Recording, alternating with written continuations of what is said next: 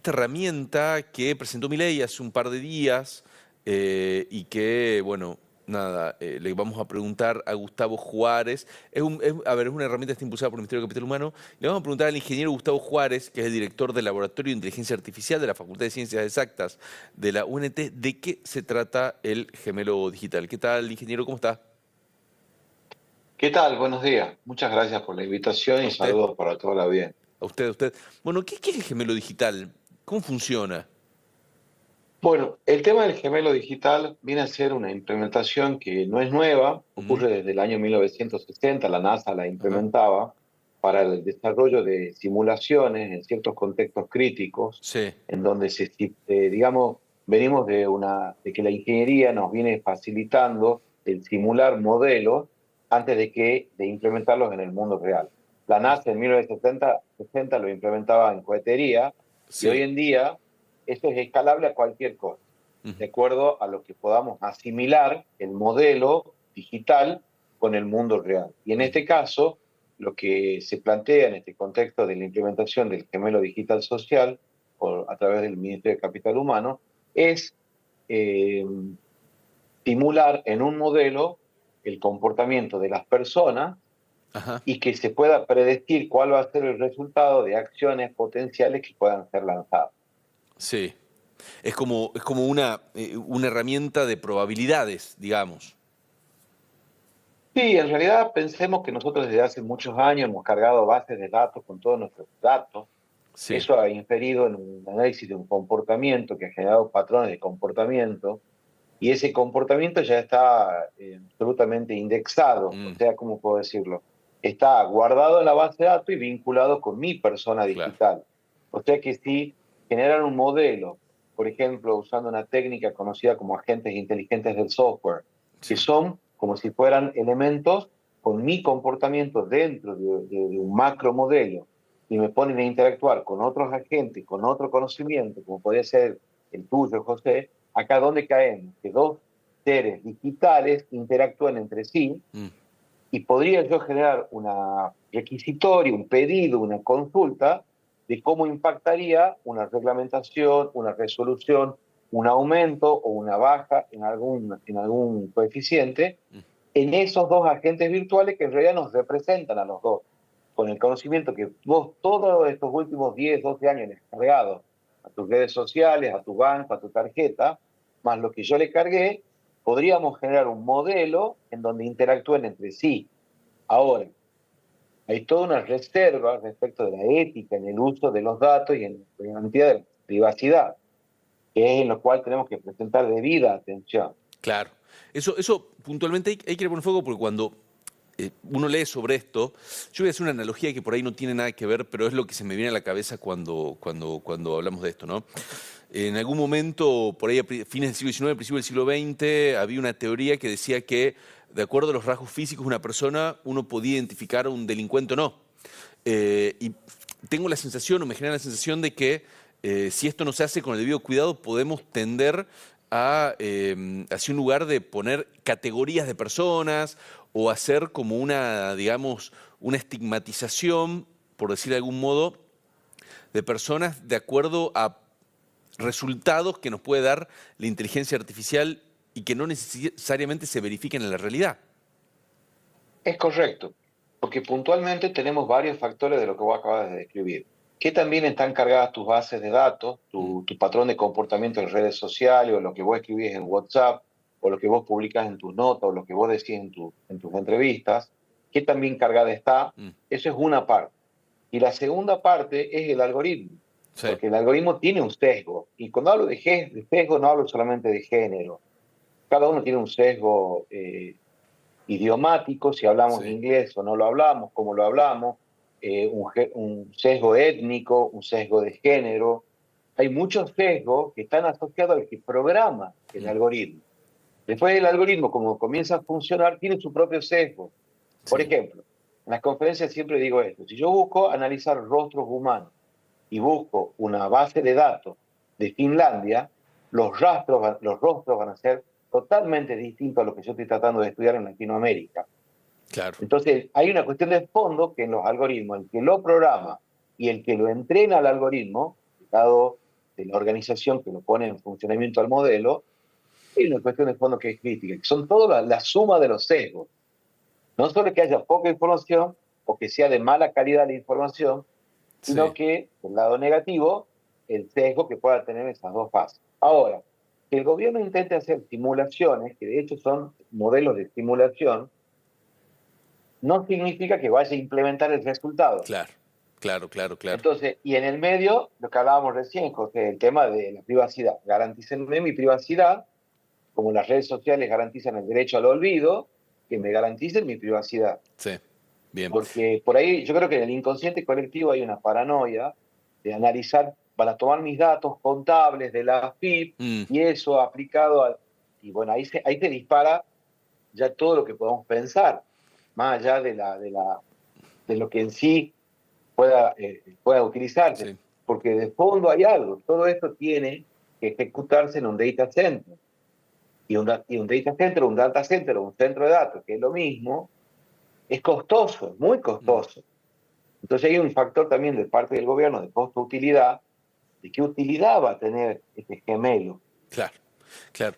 No sé, Ahí, desde lo discursivo gemelo me suena espantoso, me sí, suena sí, sí, muy tal cual. cercano, Sí, sí, hace pensar en pero desde la práctica clonación, no. en esas cuestiones, ¿no? Que siempre están ahí, generan algún tipo de debate Exacto. entre la ética. Hay, siempre que hablamos de datos, ¿no? Y recién usted lo marcaba, existe como el temor a la vigilancia, ¿no? Es decir, me van a vigilar, me van a controlar. Sí. ¿Cuál cree usted que es el límite entre la innovación y la innovación por parte del Estado, digamos, que, lo cual es interesante, y, bueno, el riesgo de una vigilancia masiva?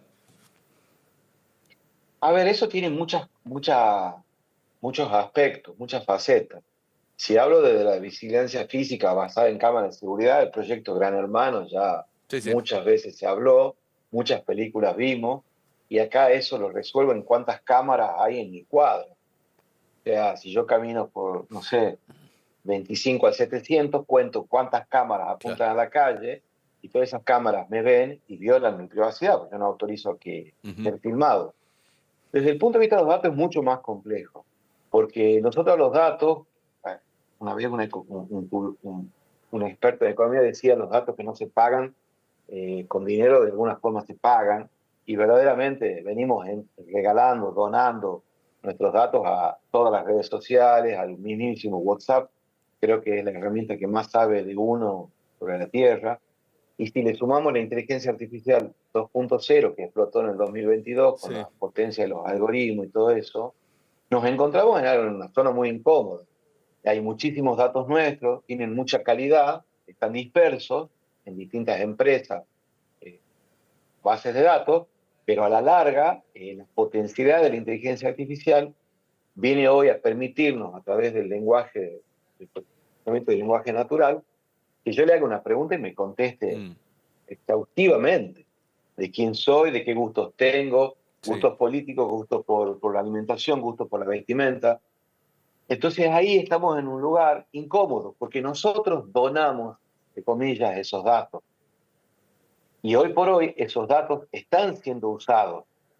Y hoy por hoy, si bien el gemelo digital social es una implementación que puede surgir del gobierno y puede haber sido de derecho pública, creo que las empresas privadas la están usando constantemente. sí, Tenemos ejemplos de que hablo de un viaje y el celular ya me escuchó, y ya se comunicó, y ya se activaron todos los permisos que le di a mi celular y a las ujú, aplicaciones ujú, para que me comience a disparar ofertas claro. y yo me siento invadido en mi privacidad.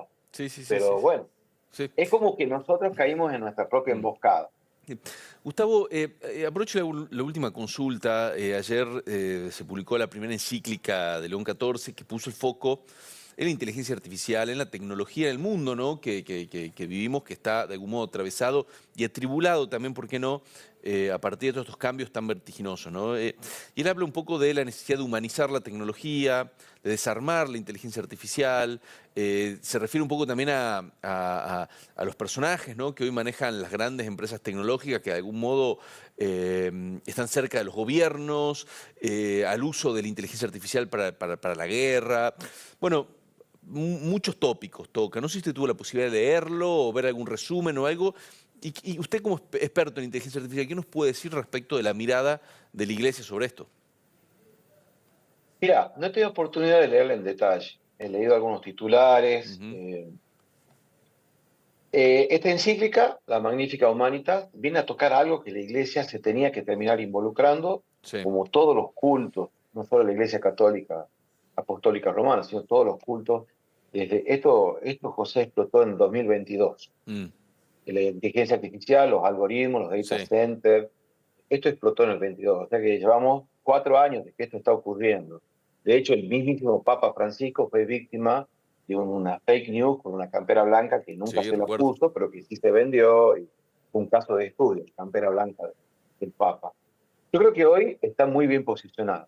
El eje de lo que pude analizar de la encíclica plantea la necesidad de regularla.